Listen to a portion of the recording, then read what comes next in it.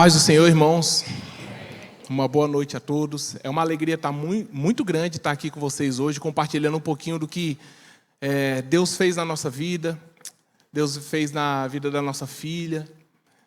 O Senhor tem permitido com que a gente passe por alguns lugares para compartilhar essa história. E no momento em que eu estava preparando essa palavra, o Espírito Santo de Deus colocou algumas coisas no meu coração. Além do testemunho da Elisa, eu gostaria de compartilhar algumas coisas que Deus colocou no meu coração. Então, essa noite eu queria que você abrisse a sua Bíblia no livro de Salmos, capítulo 40.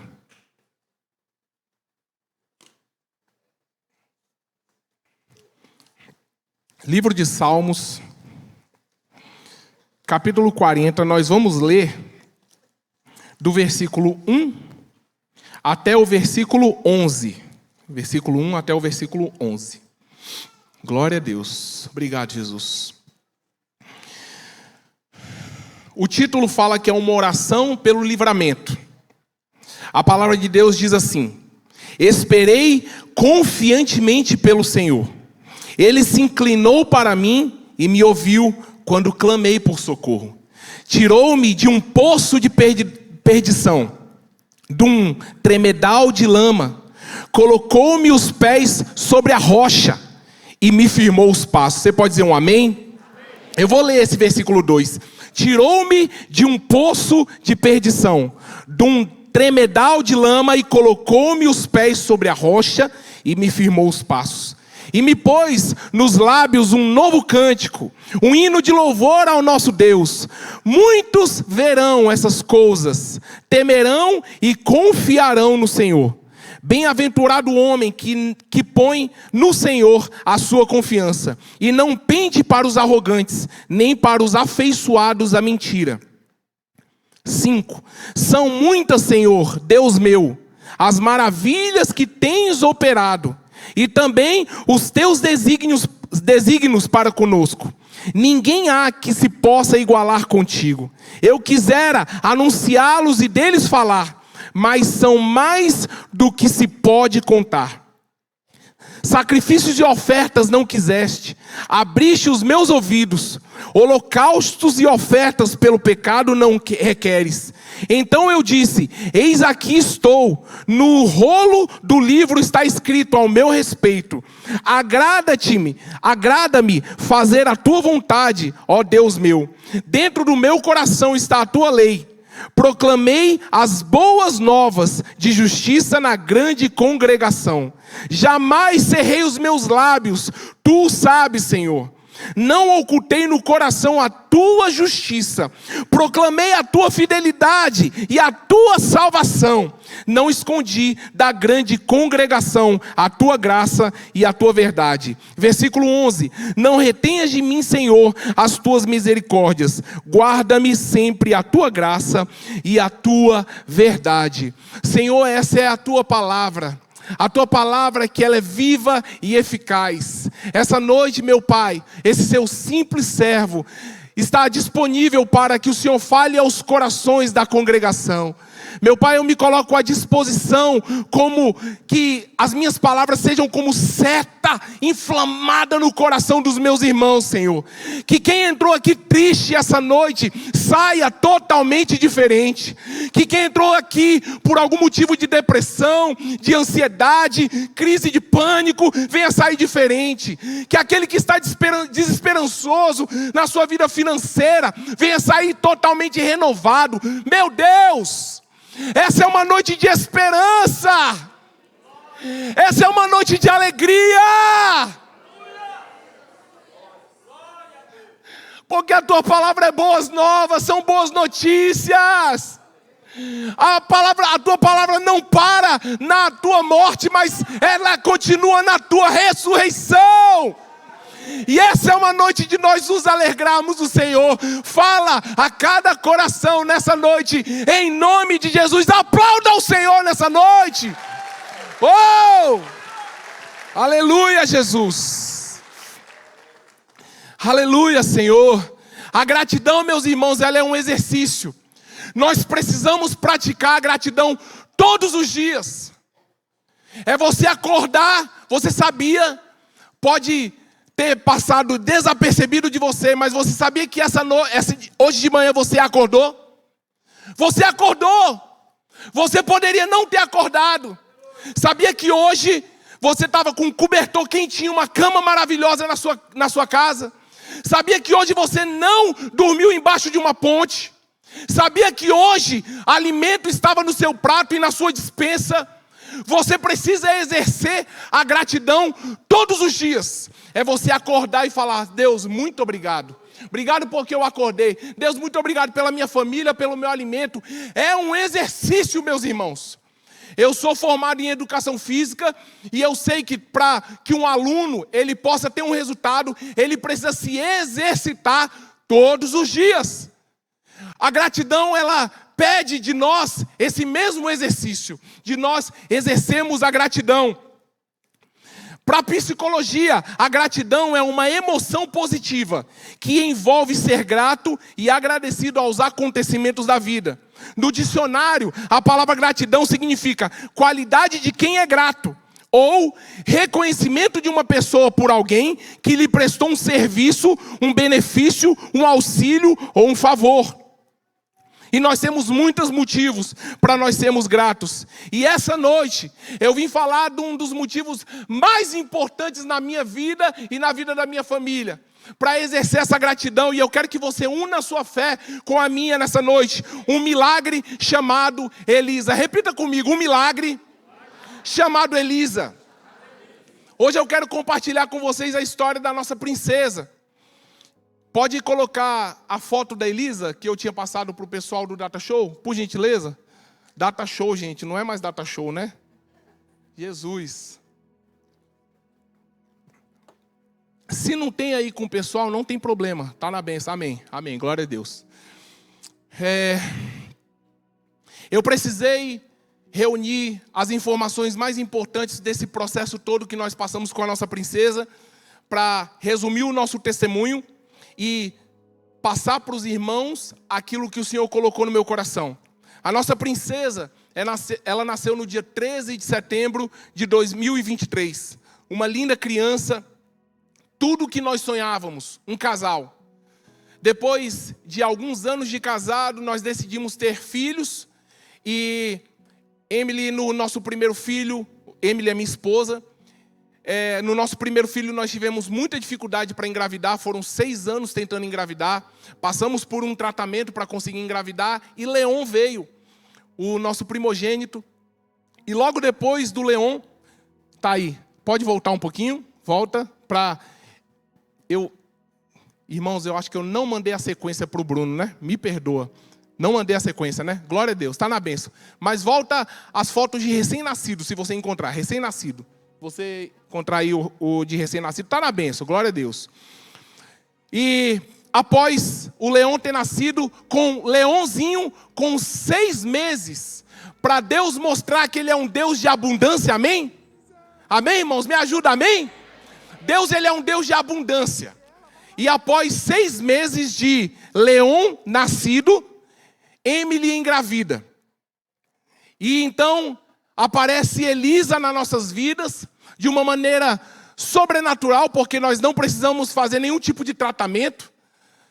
Leon veio com tratamento após 6 anos de muita luta, fazendo tratamento. Leon veio. Quando Elisa veio sem tratamento. Então Emily engravida e Deus realiza um sonho do nosso coração, um casal. Só que após 1 mês de nascida, Elisa começa a mostrar uma barriga um pouco mais distendida. Ela tinha crises de choro muito fortes. A única maneira de Elisa se acalmar era no braço da minha sogra. Ela ficava numa bola de pilates, às vezes horas e horas com Elisa no colo. Elisa tinha momentos de vômito muito fortes, uma coisa assim estranha que acontecia. O leitinho batia e voltava e era aquela jorrada de vômito, muito estranho. Com 1 mês, nós fomos para aquela consulta de rotina de primeiro mês ali com a pediatra. Quando nós chegamos na nossa pediatra, ela falou: olha gente, vamos tratar como se fosse... Eu estou vendo que a barriga dela está bem distendida, mas vamos tratar como se fosse gases. A gente ficou um pouco mais aliviado e fomos para casa. Mas os dias que se seguiram, Elisa continuou com os episódios de vômito, as crises de choro contínua, noites mal dormidas e algumas preocupações na nossa mente. E a barriguinha dela não parava de crescer, continuava crescendo. Na consulta de 2 meses, nós retornamos para a nossa pediatra e ela externou uma preocupação muito grande, porque além da barriguinha dela ter crescido muito, ela percebeu, apalpando ela, que o fígado da Elisa tinha crescido demais, estava desproporcional para uma criança de 2 meses. Então, ela fala para Emily, vocês vão sair daqui, imediatamente vocês vão para o hospital. Saiam daqui e vão para o hospital, vocês precisam investigar o que a Elisa tem. Nós fomos para o hospital, chegamos no hospital, ela faz, se eu não me engano, fez um ultrassom, um exame rápido de imagem e também de sangue. O primeiro médico olha, não vê nenhum tipo de anormalidade, talvez um pouquinho do fígado alterado. O exame de sangue dela também não dá muita alteração. E aí tem uma troca de plantão, meio-dia, um outro médico recebe a gente. E também esse segundo médico também não vê tanta coisa assim. E nós fomos para casa um pouco mais aliviados. Não, é só gases mesmo, Elisa vai tratar com Luftal aqui, está tudo certo. No final daquele mesmo dia, a doutora Andresa, uma excelente profissional, manda mensagem para Emily e fala: e aí, Emily? Levou a Elisa no hospital? E a Emily responde: doutora, ela passou por um ultrassom, fez um exame de sangue, liberaram a gente. Ela não precisou ficar internada. E a doutora Andresa fala uma frase que ficou marcada para a gente. Ela falou bem assim: Emily, se fosse a minha filha, eu internava ela imediatamente e ia investigar. E você pode imaginar que, como toda mãe, bateu o desespero, como todo pai, bateu o desespero. E aí a Emily começou a ligar para vários especialistas. E aí ela consegue agendar pelo nosso plano de saúde uma consulta com um gastropediatra. E passou-se, se eu não me engano, alguns dias após essa consulta com a doutora Andressa, esse episódio que nós fomos para o hospital, e ela conseguiu marcar para outra semana, digamos que seja uma outra semana assim. Passou uma semana, no dia da consulta com esse especialista, eles desmarcam. Na manhã eles desmarcam. Bateu o desespero, eu estava trabalhando, a Emily me liga e fala: amor, eles desmarcaram. Eu falei: amor, vai no Google, entra em contato com gastropediatra particular. A gente estava apertado financeiramente, mas vê o que a gente consegue fazer. Nós conseguimos lá uma consulta com uma gastropediatra no mesmo dia. 11 horas da manhã, um encaixe. 11h30, meio-dia, um encaixe. Corre para cá, isso era 10 e pouco da manhã, nós corremos para o hospital. Chegamos lá, essa doutora avalia Elisa. Isso foi no dia 21 de novembro de 2023. O pior dia das nossas vidas. A doutora avalia ela rapidamente, coloca ela na cama, tira a roupinha dela e começa a palpar de uma maneira muito forte, pegando aqui no fígado dela. Elisa gritando muito. E aí ela encontra algo aqui em cima dos rins, apalpando. E ela fala a frase que ninguém quer ouvir. Ela vira para Emily e fala assim: eu encontrei uma massa aqui. Eu confesso a vocês, irmãos, que na minha ignorância eu não entendi. A Emily, imediatamente ela entendeu. Ela perde a força nas pernas, se senta se agarrando na parede, começa a chorar. Eu pego na Emily e falo: calma, amor, calma. Doutora, o que está acontecendo? E a doutora já estava assim, ó, fazendo ligação, ligando para um monte de gente. E eu falo: amor, calma. E a Emily balbucia para mim: é um câncer.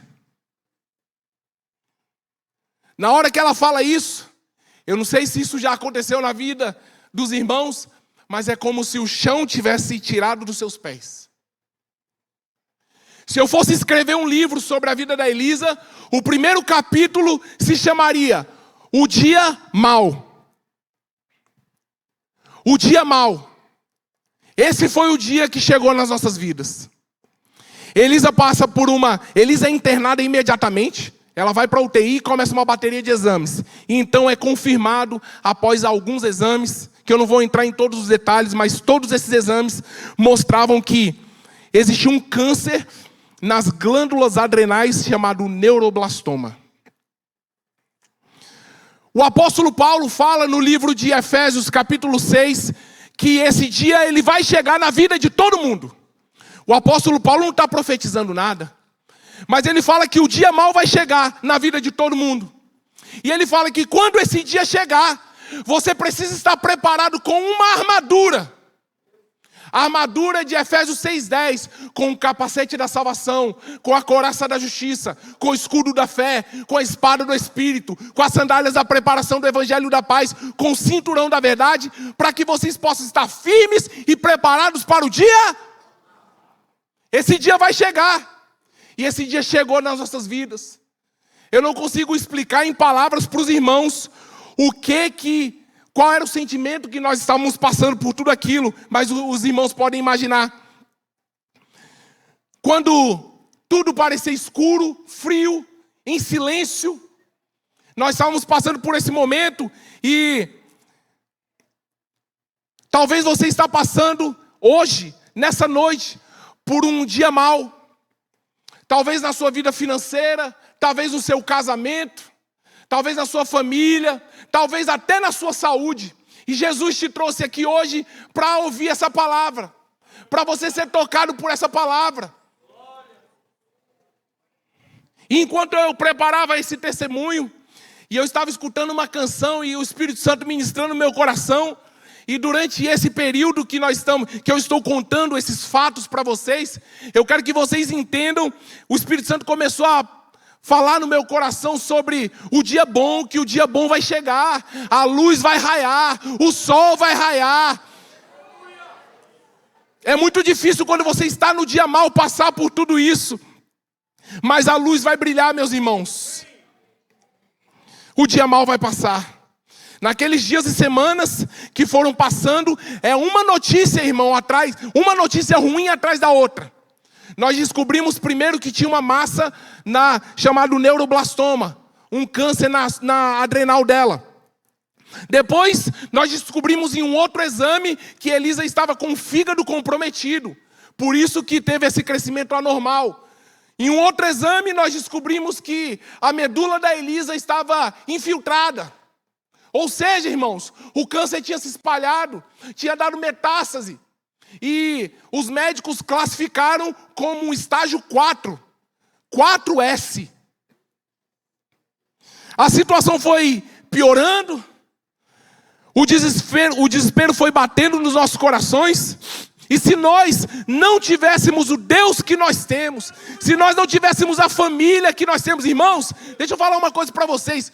Como deve ser horrível você passar por uma situação dessa, sem estar aos pés de Jesus. Naqueles dias que foi passando situação ruim atrás de situação ruim, nós mandávamos mensagem para pastores, para igrejas, e nós descobrimos que várias igrejas estavam orando pela Elisa. Várias igrejas estavam orando por nós, inclusive a Igreja Batista Filadélfia em Águas Claras. Nós ficamos sabendo que o grupo de intercessão da igreja estava orando pela Elisa. Nós descobrimos que pastores, gente do Brasil e do mundo todo estavam orando por Elisa. E eu fico imaginando como deve ser ruim você passar por uma situação dessa sem estar aos pés de Jesus, sem estar aos pés do nosso Senhor. Como deve ser ruim, meus irmãos. Como deve ser ruim você entregar a sua vida para Jesus apenas no leito da morte. E não entregar a sua vida para Jesus.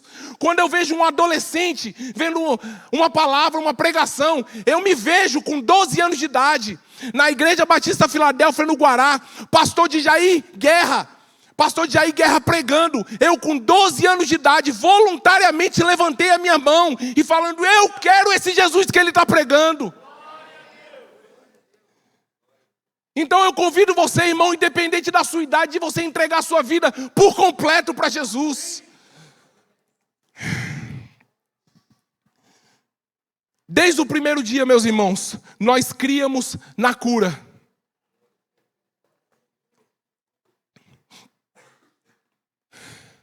Nós saímos ali então do hospital onde tinha descoberto o câncer e nós fomos encaminhados para o Anchieta.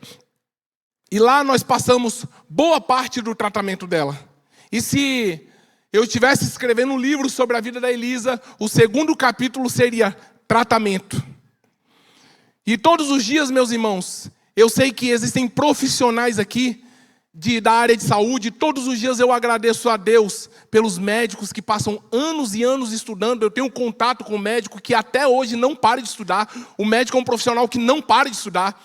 Eu agradeço a Deus pelos médicos, pelos enfermeiros. Eu agradeço a Deus pessoas que se propõem a estudar remédios tão complexos que a gente precisa tomar, a humanidade precisa tomar. Eu agradeço a Deus pelos hospitais onde a Elisa passou. Mas eu sei quem é o dono da vida. Eu sei que lá do céu foi dada uma ordem falando: essa doença não é para a morte. Essa doença não é para a morte. Essa doença é para a glória de Deus. E quando nós estamos passando pelo processo, por mais que a gente declare isso, o nosso coração está temeroso. Nós estamos passando pela situação com o coração temeroso. E todos os dias eu agradeço a Deus pela medicina, mas foi o Senhor que curou a minha filha. Foi o Senhor que deu a cura completa para minha filha. Elisa chega no Anchieta e antes do tratamento começar, antes dela iniciar os ciclos de quimioterapia que ela precisava passar, Elisa tem uma parada cardiorrespiratória. Tem uma foto aí, irmão, dela entubada. Se você puder mostrar aqui, por gentileza, ela está entubadinha. Queria mostrar para os meus irmãos. Elisa, então, tem uma parada cardiorrespiratória, porque o tumor cresceu tanto a ponto de comprimir o pulmão dela. O batimento dela caiu, a ponto da técnica de enfermagem abrir a porta desesperada e falar: quem estava nesse dia, quem estava nos rendendo, eu e a minha esposa, era minha sogra. E a técnica de enfermagem: sai, vó, sai, vó, sai, vó. E a Elisa já estava com o lábio roxo, tendo uma parada, e tiveram que ressuscitar a Elisa. E entubaram ela por alguns dias. E eu lembro de uma cena que não sai da minha mente, quando Emily me acorda, porque minha sogra liga para Emily e fala assim: filha, manda o Pedro correr agora para cá, porque Elisa está tendo uma parada cardiorrespiratória. E Emily me acorda. Quando a Emily me acorda, 00:30 mais ou menos, ela me acorda me esmurrando: amor, corre para o hospital, Elisa está tendo uma parada. E a cena que não sai da minha cabeça é a Emily ajoelhada no nosso sofá, esmurrando o sofá e falando: Deus! O nome Elisa significa Deus é abundância. O Senhor trouxe abundância sobre a minha vida. Não deixa minha filha morrer. E ela clamava ao Senhor, e eu colocando a roupa desesperado. Saí de Águas Claras e no Anchieta cheguei em 7 minutos. E durante esse período que ela ficou entubada, foram os dias onde o Espírito Santo de Deus nos visitou de uma maneira poderosa. Tudo que a Elisa passou também tem a ver comigo, também tem a ver com a minha esposa, também tem a ver com o que Deus vai fazer através da vida da Elisa.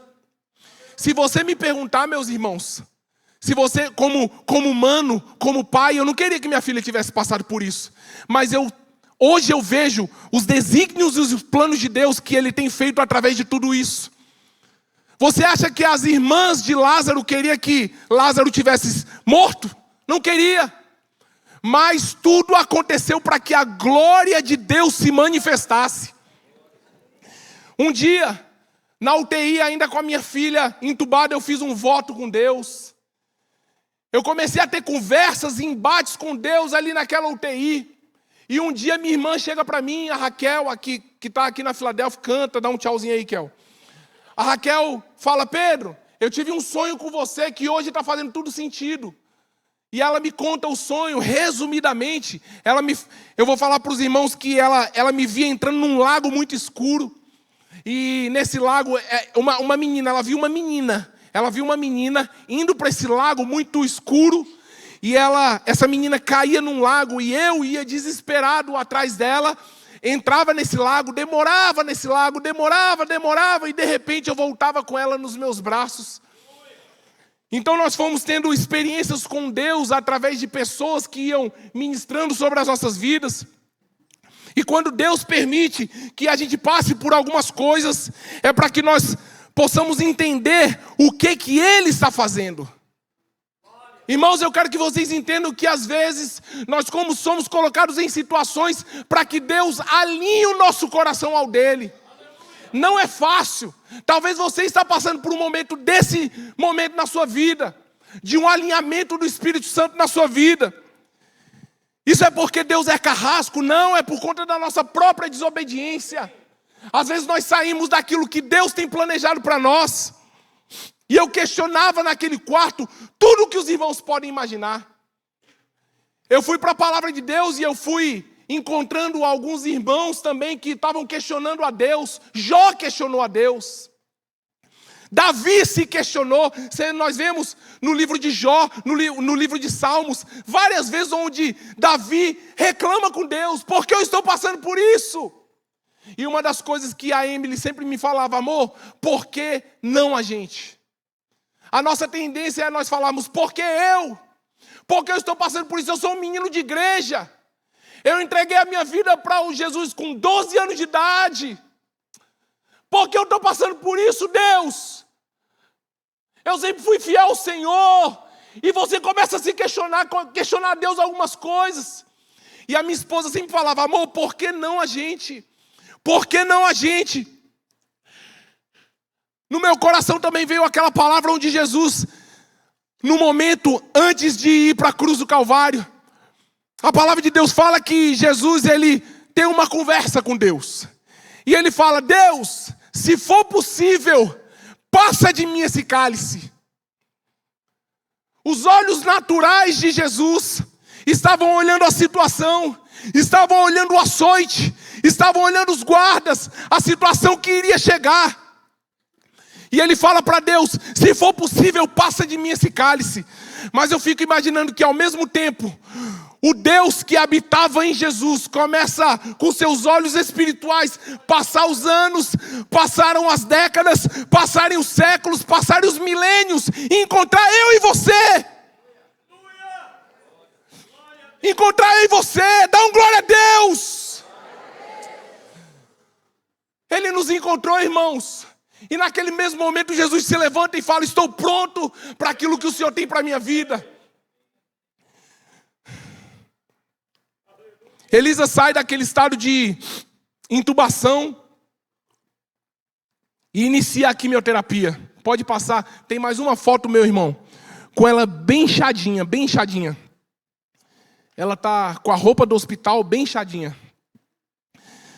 Nesse momento que Elisa sai da intubação, ela precisa tomar muito soro, porque as toxinas que tinham dentro do corpo dela, o rim não estava conseguindo processar, então eles aumentaram a vazão do soro. E um belo dia chega a médica e fala para Emily bem assim, Emily, é muito provável que Elisa vai precisar passar por uma diálise. Esse foi o momento em que estavam aumentando muito a vazão do soro nela. Foram 8 ciclos no total. 4 no Hospital Anchieta e 4 no Hospital da Criança, que nós fomos encaminhados para lá. Nitidamente, por conta da quimioterapia, nitidamente você via que Elisa responde à quimioterapia, aos quimioterápicos. A barriga da Elisa diminui, fica mais mole, o que era muito rígido fica um pouco mais mole. Então, ela se prepara para a cirurgia que a gente tanto esperava, para a retirada desse mal, a retirada do tumor. Só que quando chega nesse momento da retirada do tumor, ela faz um exame. E nesse exame, que é um exame bem detalhado, mostrando os detalhes mesmo, ressonância, tomografia, ela passou por uma série de exames, PET-DOTA, cintilografia, ela passou por vários exames antes de fazer, quando ela finaliza o 8º ciclo, ela vai fazer essa cirurgia. E aí, o médico nos chama e mostra na tela, nós estávamos numa reunião com ele, ele mostra na televisão, vocês estão vendo isso daqui? E ele aponta. Eu quero que você preste bem atenção. Ele aponta e ele fala bem assim: você está vendo isso daqui? Isso daqui é um tumor de 3 centímetros. Esse tumor, ele está muito próximo à aorta, que é uma artéria muito importante que nós temos no nosso corpo. Vai ser uma cirurgia muito delicada. Então eu quero que vocês se preparem para uma cirurgia de 3 a 5 horas. Vai ser uma cirurgia muito delicada. Não sei se tem como se preparar para uma situação dessa. Vou me preparar para uma... No começo ele até falou assim: talvez seja uma cirurgia por vídeo, mas é muito provável que nós tenhamos que abrir ela para fazer a cirurgia. A gente tenta se preparar emocionalmente para esse momento, mas não dá, irmãos. Chega o dia dessa reunião, você nunca está preparado.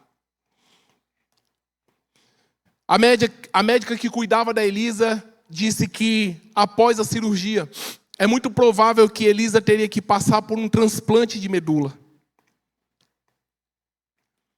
Quando nós recebemos essa notícia, nesse exato dia, eu dormindo, Deus me acorda com um sonho. Eu olhei no relógio, eu não sei se você já passou por isso, irmão, aquele sonho que acorda você, chacoalha você. Foi esse sonho. Eu acordo com um sonho onde eu vejo 3 mulheres. Uma ajoelhada assim, outra ajoelhada aqui, outra ajoelhada aqui. As 3 estavam num círculo. E na oração eu via elas clamando pela vida da Elisa, assim, ó. Clamando pela vida da Elisa. Uma eu conseguia ver o rosto, uma pastora amiga nossa chamada Arlete, pastora Arlete. Eu conseguia ver ela assim, ó. Deus, Elisa, Elisa, Elisa. E eu via 3 mulheres clamando pela vida da Elisa. Eu sou acordado por aquele sonho como se alguém tivesse me balançado. Eu levanto, eu olho para o celular 3 horas da manhã. E Deus brada no meu coração. É como, irmãos, eu sei que Deus não grita, mas é como se eu tivesse ouvido um berro de Deus no meu ouvido: levanta! Não aceita o diagnóstico! Não aceita o que os médicos estão falando! Eu vou confundir os médicos!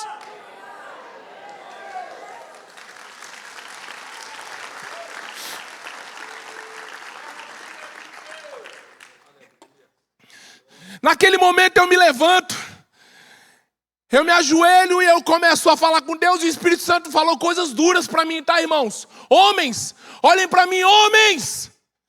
Antes de acertar a sua esposa e seus filhos, tem que acertar você. Tem que passar por você. Antes de acertar os seus filhos e a sua esposa, passa por você. Você não pode ser um homem que tem uma mulher de oração na sua casa e você não ora. E com você, me desculpa, eu posso apontar o dedo na sua cara. As irmãs me perdoam. Jesus falou coisas duras para mim. Você como sacerdote, tem gente clamando na madrugada pela sua filha e você está dormindo. Abre mão do seu sono, abre mão do seu descanso. Abre mão, vai orar. Vai colocar a vida da sua filha em oração, vai jejuar. E naquele momento eu me levanto, 3 horas da manhã, todos os dias eu começo a levantar 3 horas da manhã. Coloco o despertador, levanto. E eu pego um óleo ungido que uma pastora amiga nossa nos deu. Vou para a cama, pro bercinho da Elisa. Coloco a minha mão na cabeça dela e falo: filha, deixa eu te falar uma coisa. Papai vai declarar uma coisa sobre você. Você está totalmente curada, filha. Filha, o que os médicos estão falando que tem um tumor de 3 centímetros, não tem nada aí, filha. Sabe o seu fígado que eles falaram que está comprometido? Não tem mais nada aí. Filha, sua medula não está comprometida. Filha, você está totalmente curada. Filha, receba a cura do Senhor agora. Receba a cura do Senhor. E eu colocava a minha mão sobre ela. Colocava a mão onde falavam que tinha o tumor. Colocava a mão na medula dela. Colocava a mão no corpo dela e declarava, e declarava, e declarava. Todos os dias, 3 horas da manhã. Eu me levantava e orava pela minha filha. E eu falava: filha, tudo o que os médicos estão falando é para a glória de Deus. Um dia eu falava assim: um dia papai vai contar a sua história, mostrando a bondade do Senhor. Filha, você está totalmente curada, totalmente curada, totalmente curada. E nós chegamos no dia da cirurgia.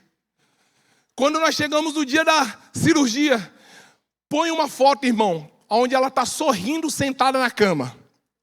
A minha esposa, contando a história, sempre fala assim: Elisa nem um dia passou por esse processo sem sorrir. Todos os dias sorrindo. Ela está com uma roupinha rosa, sentada. Uma roupinha verde, uma roupinha verde sentada na cama. Todos os dias assim, irmãos. Todos os dias sorrindo, passando por esse processo tão difícil. E nós chegamos então no dia da cirurgia. Quando a gente chega no dia da cirurgia, eu não estava lá. Quem estava, podia um acompanhante, e a Emily quis levar a nossa cunhada, que é médica. Então foi a Emily e a Nath para ficar no hall ali de entrada. E o médico, doutor Acimar, chega e fala assim: 20 anos de hospital da criança, meus irmãos.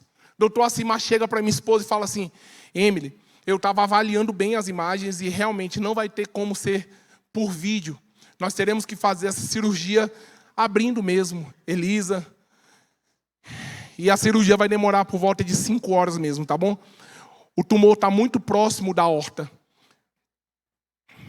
E aí a Emily me liga, me fala isso. A gente se prepara, ora. E Elisa vai para o centro cirúrgico.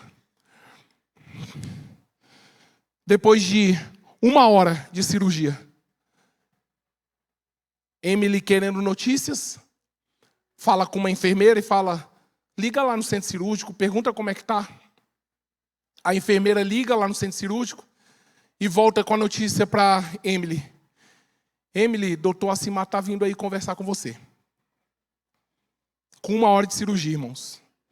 A perna da Emily perde as forças, ela se senta. Em 5 minutos, o doutor Acimar chega lá. E a Emily me conta uma cena que, se eu tivesse escrevendo um livro, o 3º capítulo se chamaria Um Milagre Chamado Elisa.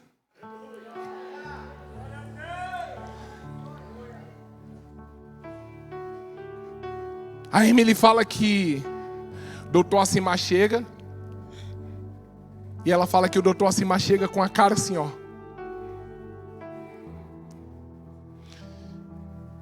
Olhando para um lado, para o outro.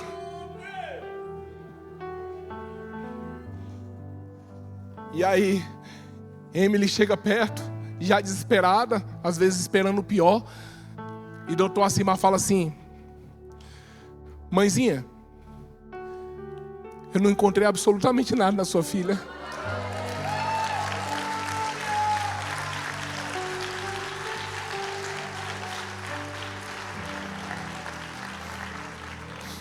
Mas o último exame há 10 dias não mostrava um tumor de 3 centímetros? Não falava que o fígado estava comprometido e a medula também? Mãezinha, eu cortei a sua filha. Aonde deveria estar o tumor, eu passava o meu dedo e é como se tivesse um tecido fibroso ali. Aí a Nath, que é médica, falou assim: doutor, como se fosse uma cicatriz. Ele fala: é como se fosse uma cicatriz. Eu olhei para o fígado dela, e o fígado dela, onde deveria ter as lesões, algumas lesões, eu olhei e estava cicatrizada a lesão. É como se o fígado dela tivesse nada.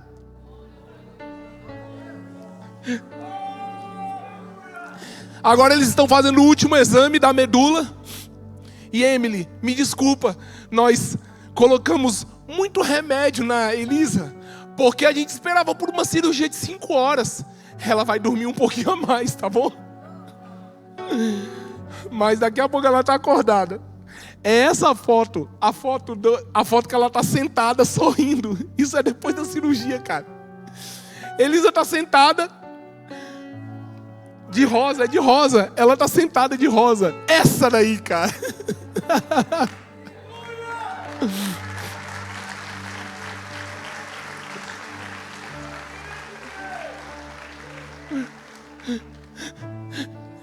Elisa está sentada, sorrindo.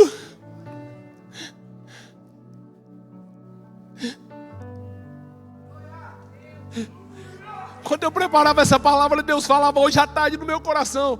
Aquela música que Deus é um Deus de milagre, Deus de milagres, Deus de promessas, caminho no deserto, luz na escuridão, meu Deus, esse é quem tu és. Me ajude, irmãos, me ajude, una sua fé com a minha. Oh, Deus de milagres, Deus de promessa, caminho no deserto, luz na escuridão, meu Deus, esse é quem tu és. A gente não entende quando a gente está passando pelo processo, irmãos. Foi muita dor durante todo esse processo, mas o Espírito Santo de Deus trouxe ao meu coração a palavra de Lázaro. As irmãs chegam para Jesus e falam: Jesus, o seu amigo está lá, doente, vai lá ver ele. E Jesus fala: não, eu tenho coisa para resolver aqui. Passam-se alguns dias, Lázaro morre. E a palavra de Deus deixa claro que Lázaro já estava morto há 4 dias. Sabe o que significa na medicina, meus irmãos? Ele já estava em estado de putrefação. E Jesus chega naquele ambiente, todo mundo chorando, todo mundo desesperado. Lázaro tinha morrido. E a palavra de Deus fala que Jesus chorou naquele momento. E ele manda retirar a pedra. E Jesus fala uma frase. Está escrito na palavra de Deus que tudo que Lázaro passou era para que se manifestasse a glória de Deus. Tudo que Elisa passou é para que a glória de Deus se manifestasse. Talvez, irmãos, você está passando, você já falou muito isso. Às vezes virou um mantra na sua vida, no seu coração. Antigamente eu via muito milagre. Antigamente aconteciam milagres. E hoje você está com o seu coração duro, não acredita mais no poder de Deus. Você pode até, às vezes até estar falando no seu coração: mas foi a quimioterapia, né? Ela passou pela quimioterapia. Às vezes no seu coração você pode estar duvidando, muitas dúvidas. Eu quero falar aqui, o Espírito Santo, Jesus, Deus, opera milagre em 2024. Oh! Fique de pé nesse momento.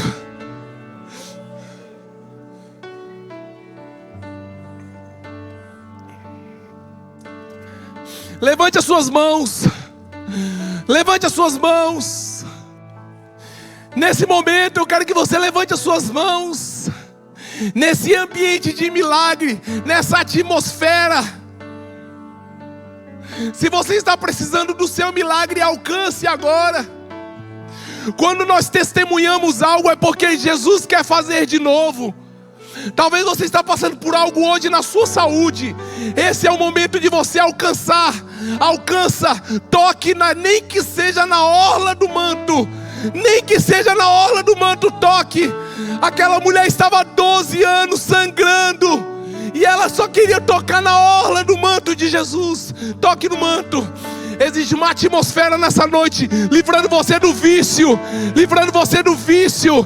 Existe uma atmosfera essa noite, livrando você da prostituição. Existe uma atmosfera essa noite, livrando você das amarras que te prendem no pecado. Oh, Jesus! Cura agora, Jesus! Desde a dor de cabeça até o câncer, cura agora, Jesus. Essa pessoa que precisa de uma cura, essa pessoa que precisa de um milagre, Deus está me falando sobre causa na justiça. Causa na justiça. Deus está liberando sobre a tua vida o que está emperrado há anos. Oh, alcance agora essa atmosfera de poder e de milagre, de curas, de sinais. Jesus está curando em 2024. Jesus está enganando os médicos.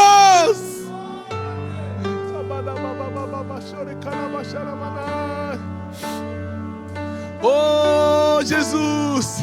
Oh, aleluia, Jesus. Esse é quem tu és, Jesus. Tu és um Deus de milagre, Deus de milagres, Deus de promessa, caminho no deserto. Louve ao Senhor, louve ao Senhor. Não fique parado. Levante as suas mãos. Oh! Deus de promessa, caminho no deserto, luz na escuridão. Oh! Enquanto nós cantarmos essa música, eu quero que você voluntariamente nessa noite, se você essa noite, assim como eu tinha 12 anos de idade lá na Filadélfia do Guará, levantei a minha mão e falando, eu quero esse Jesus. Ninguém precisou me convencer de nada. Eu falei, eu quero esse Jesus. Eu saí do meu lugar e fui lá na frente. Eu quero fazer um apelo para você que está com seu coração em chamas essa noite e quer entregar a sua vida para Jesus. Você vai vir aqui na frente agora. Saia do seu lugar. Enquanto essa música é cantada, enquanto essa música é louvada, você vai sair do seu lugar e você vai entregar a sua vida para Jesus. Talvez você quer se reconciliar com o Senhor. Você passou muito tempo longe dos caminhos do Senhor e hoje, nessa noite, você fala, eu quero esse Jesus. Oh, oh, hey!